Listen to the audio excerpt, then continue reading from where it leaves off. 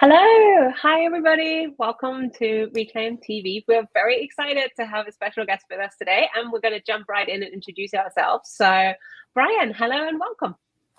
Hello, everyone.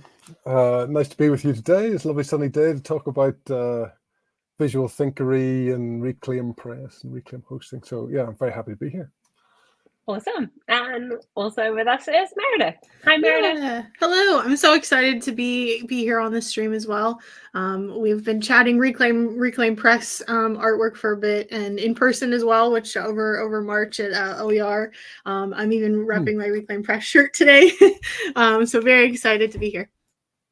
Awesome. I missed out on wearing that shirt today. It's unusually sunny here in Wales, so I didn't jump into that. But if you've been following the streams for the last couple of weeks, you will have seen a lot of fuss as we were celebrating Reclaim entering its second decade.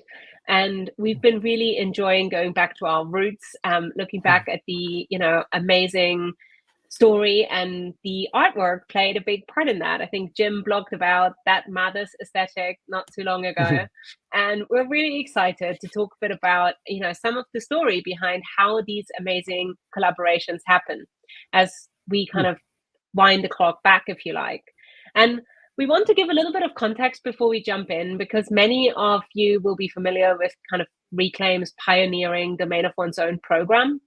And over the last 10 years, our team has worked with so many faculty and students all across the US and other countries to kind of help build the skills and capabilities to really reclaim ownership and control over their online presence.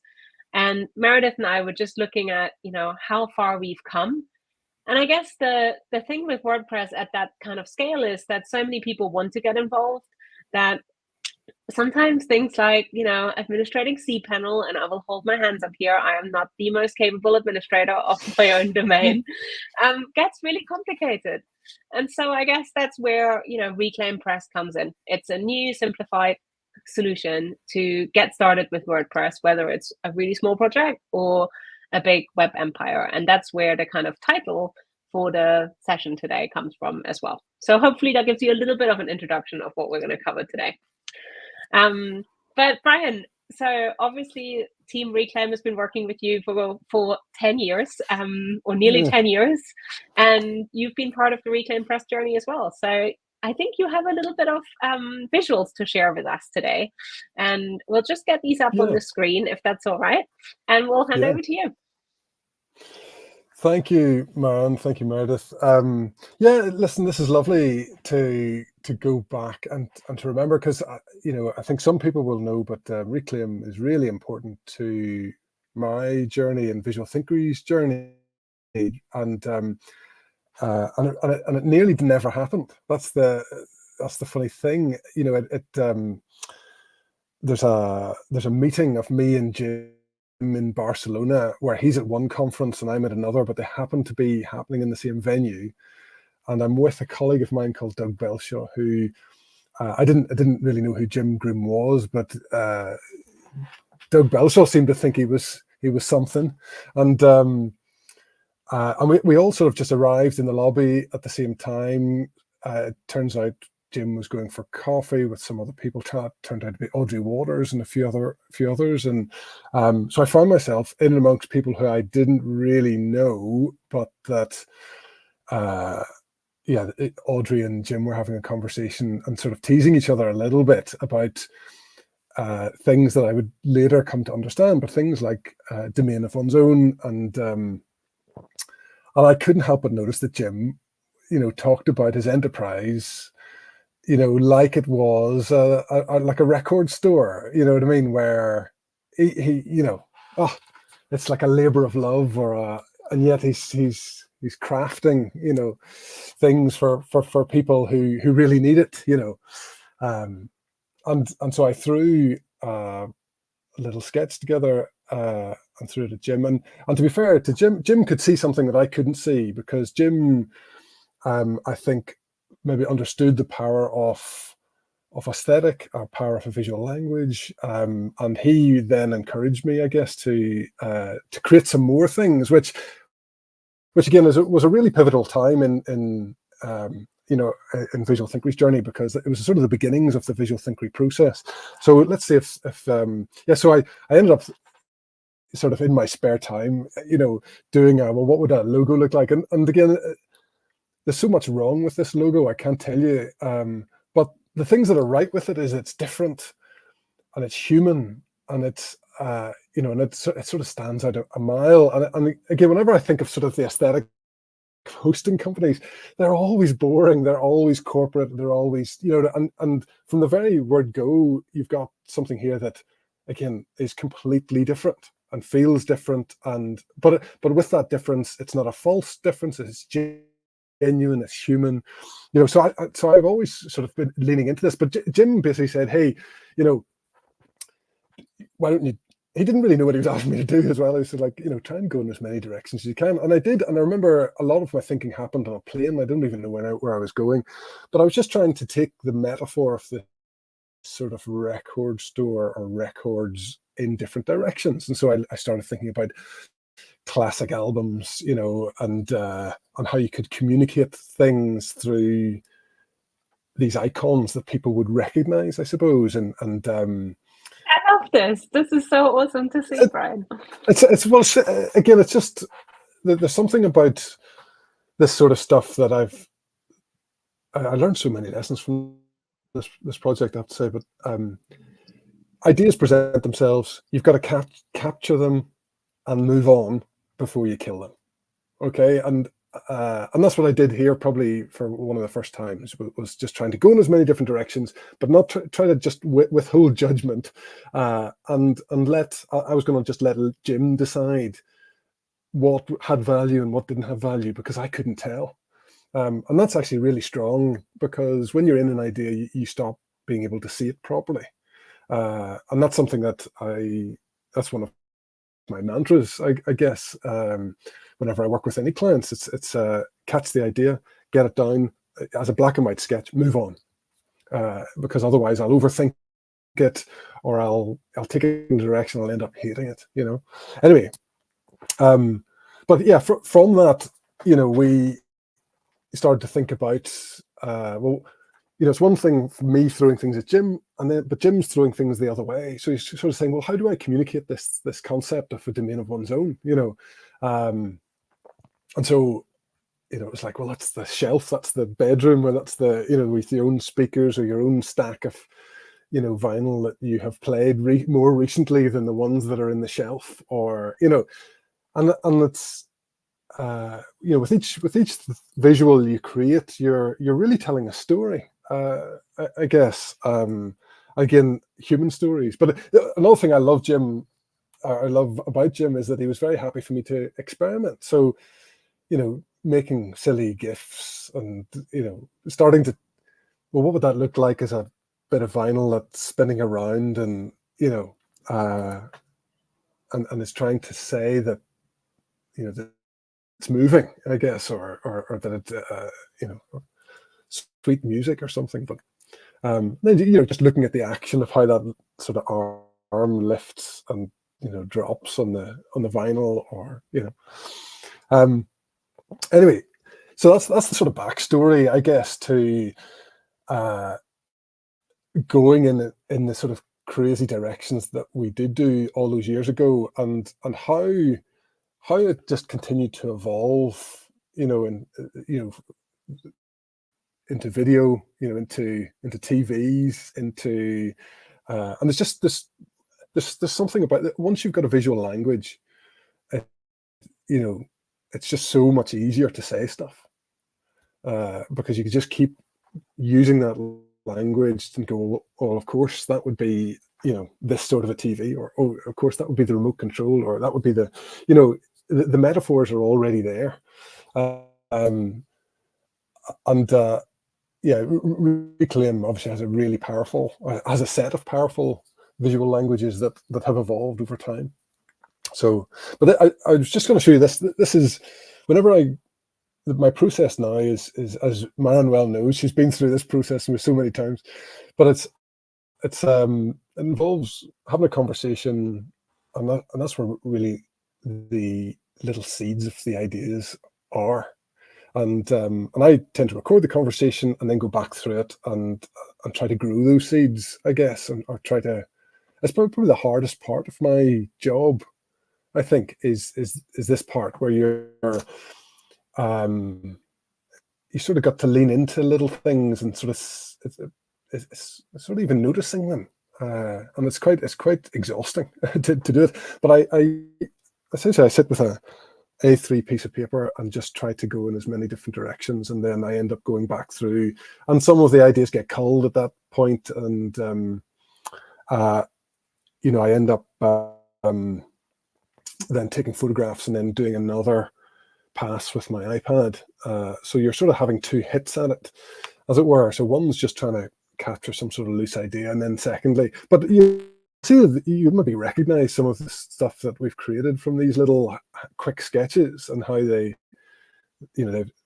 definitely sort of the guts of some of those ideas that have emerged, and they come from all sorts of different places, so some of them are looking backwards to sort of things that some of that sort of 10-year-old thing, 10-year-old ideas that we had, and yet some are looking forward and trying to think, well, ReclaimPress is industrial, it's solid, how does that translate using this visual language, and borrowing from Atlantic Records as this sort of solid label, but then even though there's maybe no Atlantic Records in this one, it's because of where you started, it's still got that sort of solid, iconic feel. So I don't like everything I create, but I really like this, I have to say. There's something about the sort of black and white strength of it. I think it's incredible that it's not printed, because like that and like the Atlantic Record style, I think it looks like it's a stamp, or like it's so inky, and it's incredible how that, I guess it's the hand-drawn element as well, because it's not like, you can tell it's handmade, like although it's a digital creation, it's handmade rather than a box. Yeah, that's my biggest trick, Marion. As you well know, it's the power of human, and a human is a wiggly line. It's imperfection. In the same way that a print is imperfect and wonderful at the same time, But I think it's a good fit for Reclaim. Like Reclaim, they, I think since the very start, the support that you get from Reclaim, it's that human element that always stands apart, and actually if you've hosted with other companies, you find that's just not there, that sort of human element. You'll be talking to someone in a call center, in some random part of the world, and it becomes when you've got a problem, it becomes very difficult to solve, and so anyway, I think that aspect needs to be shouted about. So that human vibe, I think, is really important.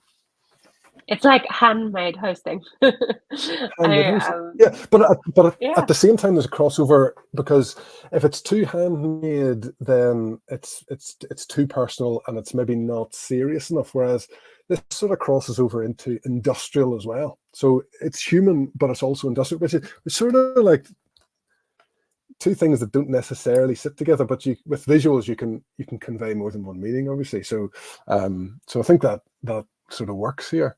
But yeah, also there's always little elements of the conversation when I'm recording it and going back through it that tickle me, and I go, oh, what would that look like as a cartoon? And often, they don't necessarily be the ones that are taken forward, but just little elements, and you just never know how valuable they might be, I guess. So this is me sort of thinking about settings and snapshots and whatever, just because it came up in the conversation.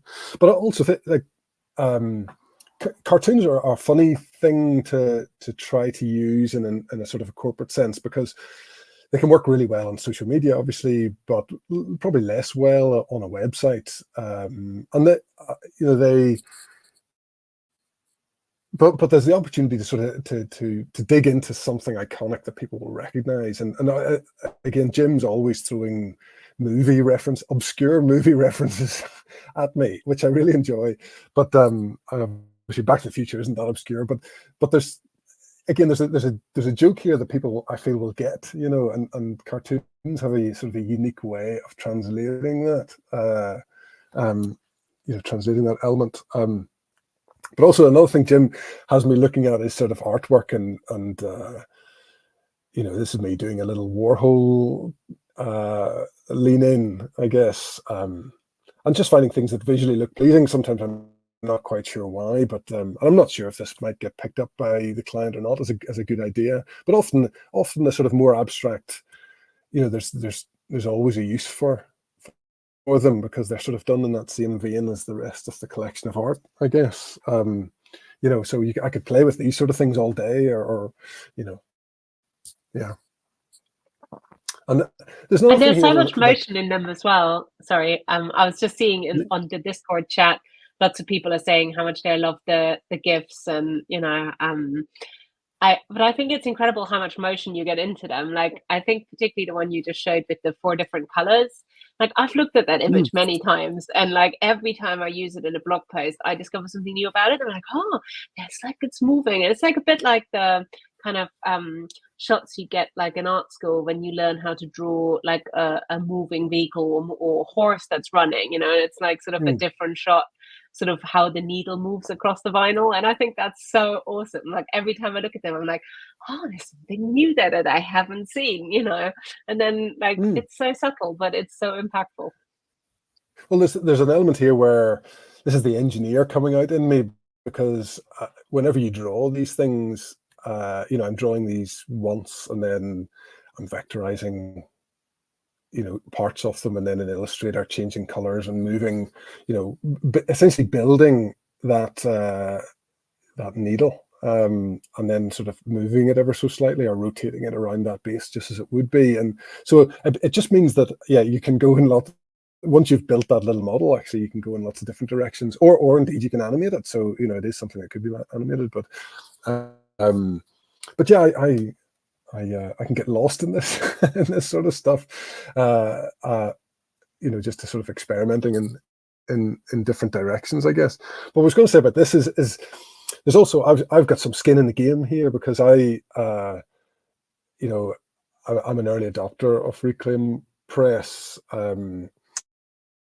and I'm very happy to be, and I'm sort of, because I've got a software engineering background, and I've got a few sites that I need hosting. I'm intrigued at where ReclaimPress sits, because I've tried Reclaim Cloud, and it's so powerful, and I've always been a wee bit frustrated by cPanel, you know what I mean, in that it's sort of almost pretending to be powerful, but actually, you know what I mean, it has its sort of limitations, or there's too much of it or something, I don't know. But ReclaimPress seems to be the sweet spot, it seems to be the sweet spot in the middle, and then that sort of solidness that, there's some of my sites, if they go down for a bit, it's no issue, but there's a few sites that actually I want never ever to go down, and so ReclaimPress gives me that, you know what I mean. And so whenever I'm then looking at this, I'm also able to put the client hat on and go, well, what is it that I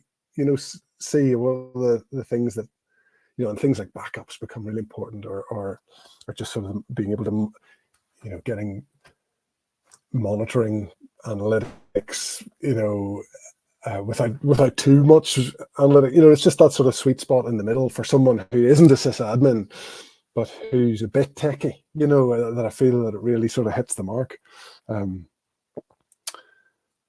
Yeah, but anyway, but it's funny how a word then translates. So, the industrial word gets mentioned in the conversation, and I'm going, what does that look like? Or what is that? And a silly, picture appears in my head, and all of a sudden I'm, developing it into a convoy. Yeah. A convoy.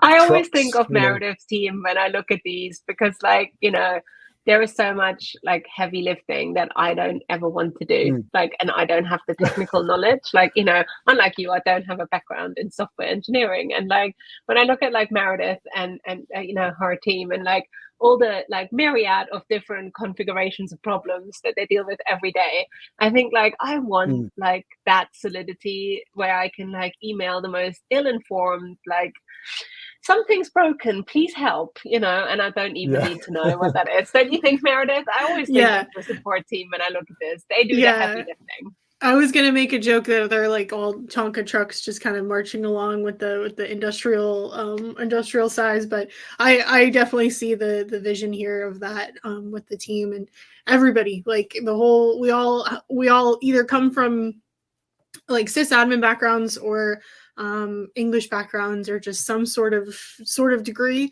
and we all have our knowledge, and it doesn't matter if it's sysadmin background or individual site backgrounds and things like that. Like I think we're all just like, we've been able to build each other up to be this industrial force of good support. Very good. Very good. Yeah, you know, again, you know, something like that, I just don't know whether that's going to resonate or not, you know, whenever I'm creating it. And yeah, no, so I'm glad when it does. That's good. Or even like little dad, this is like a dad joke, you know, but yeah, it has a special place in my heart, this one. I don't know, just the baby's face. There's something very odd about it that tickles me, I guess. But yeah, it's my baby. I remember a few years ago, I had an issue and I emailed the support because, like you, Brian, I'm like both a customer and a collaborator, and this was a while ago, and so I don't remember what it was, but it was like a small thing, and Jim picked up the ticket and he emailed me back and he said, oh, you know, just while I was in there fixing that, I also realized that you haven't done this, this, and this for quite a while. So I just done that along the way and just made sure that this will all be ready, just so it doesn't break down, you know. And I was so grateful because, like, you know, I'm very precious about my blog and I love it. And I've had it for, you know, I don't know, 10, 20 years now, and it's been a long time. So it's just been, that's always so nice when someone comes and fixes that, you know, that precious thing without kind of breaking it. I like that illustration. I hadn't seen that before. Yeah. Yeah, and there's always one drawing in a set that I just couldn't resist, even though I know that it might not be what the client's asking for, but I couldn't resist. But obviously I did a bunch of artwork for one of Jim's arcade games, ER Kung Fu, which is like a really retro game, and I drew Jim as the you know, in the controls, basically show you what kicks you could do and whatnot. So, but yeah, he used the phrase the no command line kung fu, and I just thought that really means something to me, because that, you know, if again I know enough, but if you're going to get me to do command line kung fu, I'm in no man's land. You know what I mean? It's so that, anyway, that meant a lot to me. And then this is one of the last ones here. Here's it in color. This is how I see it. You know, this is my sort of story, even though it's in the conversation. Obviously, you know, people are, the Reclaim team are talking about it, but it's, you know, it makes sense to me that it's like there's a few projects that actually become important enough that they need that solidity, and they need, you know, me to be able to go in and do what I need to be able to do, and I'm prepared to pay, you know, for that to happen, as opposed to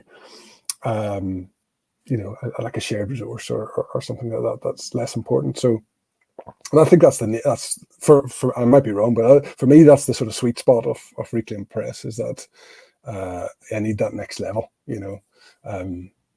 So that's me trying to tell that story, I guess. Absolutely. This is my favorite image of the ReclaimPress artwork. It just shows how we were able to scale in each capacity of each project too, like and showcase that literally anybody can sign up for ReclaimPress, like from a beginning student just starting out their school course up to Baba Tuesdays that's been running for years and years at this point with tons of posts and everything. So I really think this is cool. This is super cool. Yeah, good. Thank And you. there's a lot of love for that in Discord as well, because I think loads of people have seen this particular one, and this is where we got the title for today's stream as well. So I think that's one of the ones that I really love as well.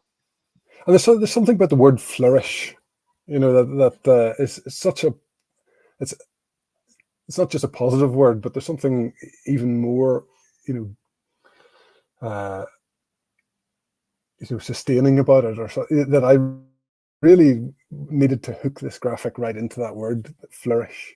Yeah, anyway, the things you notice. So it was probably likely that somebody said the word flourish in that conversation that was the trigger for me hooking that in here. But yeah, and I think it's got a couple more. Just that Jim had me looking at how vinyl, that sort of gold or gold metal template gets cut, you know, and there's a special machine and whatnot. And again, it's taking it to that next industrial level where it's just like, this isn't a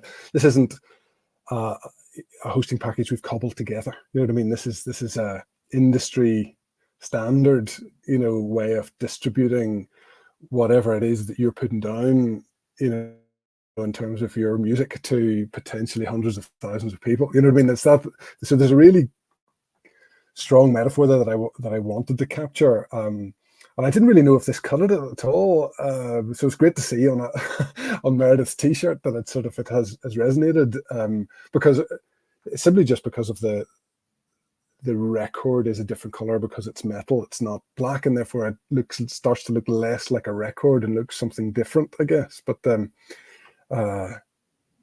yeah, the machine really does look like that, or one of the machines that you can, because there's a bunch of different ones, whatever. But there's something I really like about it. But again, just another angle explored, I guess, you know.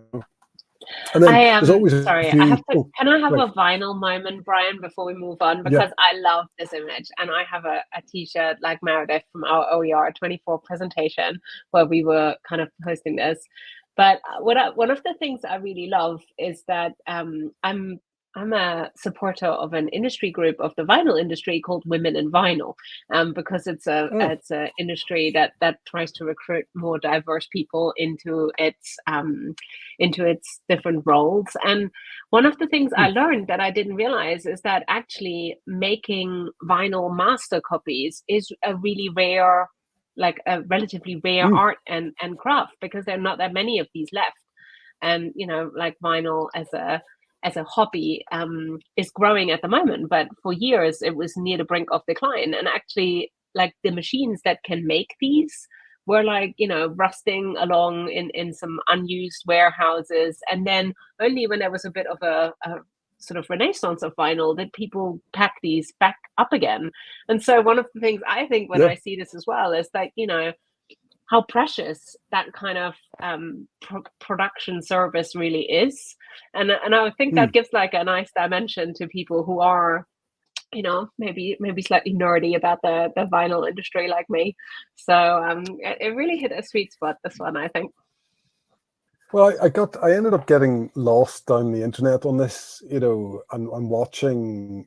You should have a little look and see how vinyl is made, because on the inner tracks, apparently, like every master is different, and on the inner tracks, the tradition is that for the person, the cutter, the master cutter, whoever they're called or whatever, you know, record some sort of individual personal thing on those sort of very inner.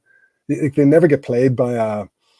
I don't even know if they get transferred onto the various different, you know, whenever it gets made into plastic. But just sort of seeing these, you know, traditions that, as you say, these sort of master craftsmen or craftspeople have used sort of down the years, down the generations, it's really fascinating. But so I had to sort of pull myself out of that rabbit hole to get back into drawing the other, you know, 15 ideas or whatever they are. So, but yeah, really interesting, really interesting.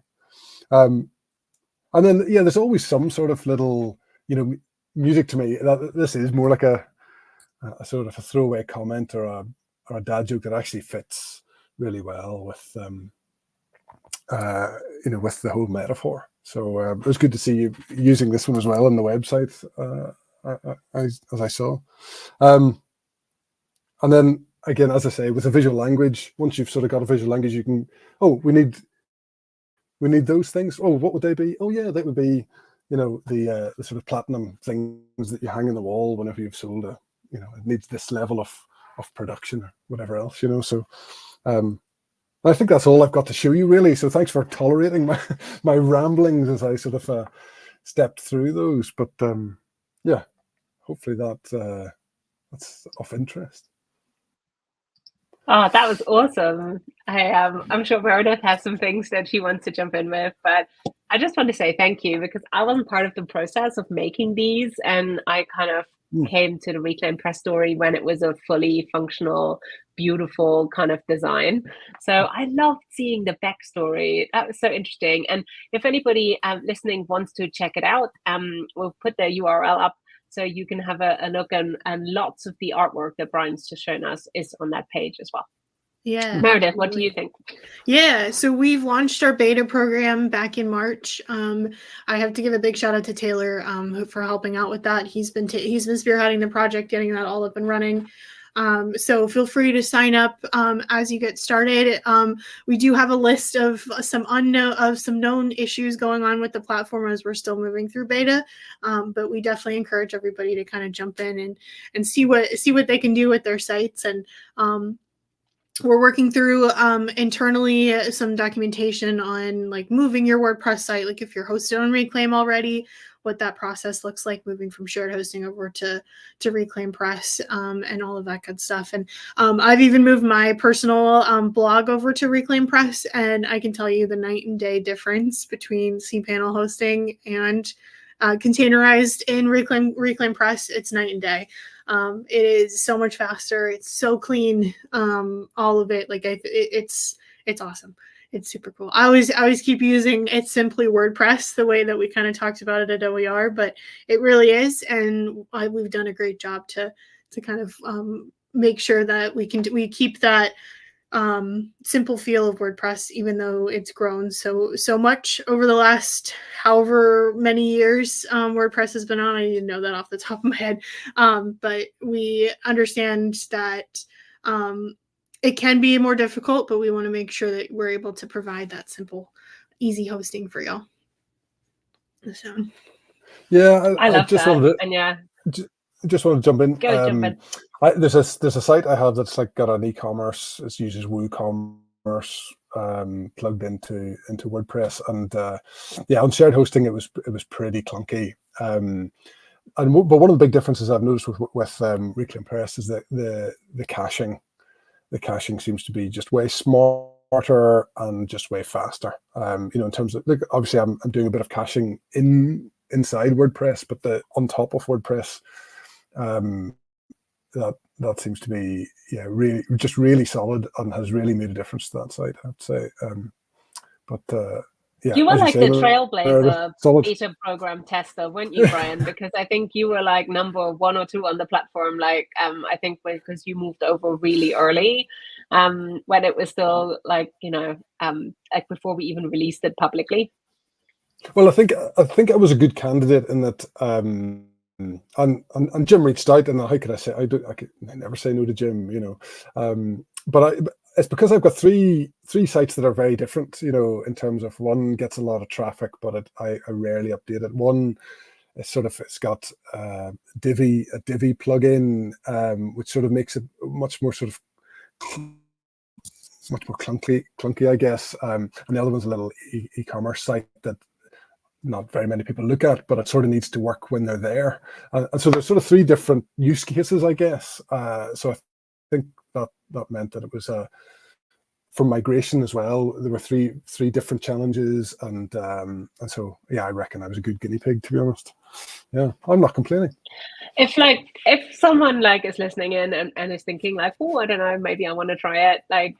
We want to be kind of upfront and honest about like any rough edges. So is there anything you want to give a shout out, like any lessons that you learned or anything where you were like, oh, I can see the Reclaim team is still working on this bit? Well, it was less the Reclaim team, like the software that ReclaimPress sits on. I think it'll get better and better, I reckon. So there's a few things in there that I know the Reclaim team are a bit frustrated by, that in terms of like, can we get an update on that? So I think the glitches that I have had seem to be solved pretty quickly by the Reclaim team. And in fact, one of them was caching, in that Jim switched me over from the I can't even remember what type of caching as in, I think a decision's been made by Reclaim to sort of go with I think it was a Lightspeed caching, which just seems to be way better. So I think initially I was with the Nginx caching, which just had its own little quirks, which again, that's part of being on a beta program, I guess. But yeah, for the last few months, I haven't had any caching issues. They've been really solid. So very responsive, whenever a little thing does go wrong. So I can't complain. Thanks for sharing that, Bryan. I think that's the kind of feedback we've had from those brave people who've joined the beta program. And I think since Meredith and I announced the launch at OER 24, and I think Taylor, Pilot, and Jim did the big reveal on Reclaim TV here in April, like we've had so many people express an interest and join in, and I think those graphics tell the story and kind of help make something that can be quite abstract really relatable, which is where I think the real magic lies. Like I think that image you showed us at the end, kind of from passion project to web empire, kind of tells you why to get involved. And we hope people will do, and that we've kind of given you a little bit of appetite for getting involved. So I don't know, how are you guys feeling? Is there any more things to share, any more parts of the story, or any final shout outs before we wrap up? Just go sign up, get started. Yeah, that's all I can say. Yeah, you've heard enough from me rambling on. Yeah. Awesome. Well, a really big thank you to everybody watching live and taking part in the Discord chat. It's been so much fun, Bryan. I think we're all big fans, and we've really loved hearing the story behind ReclaimPress and a little bit further down memory lane to where it all began with that Mathers aesthetic that Jim blogged about. So really looking forward to kind of our next project together, which I'm sure won't be too far away. I think we have exciting plans in store for the summer. But for today, thanks everybody for watching, and enjoy experimenting with ReclaimPress. Thanks everybody. Yeah, thank you. Thanks for watching. Bye. Bye.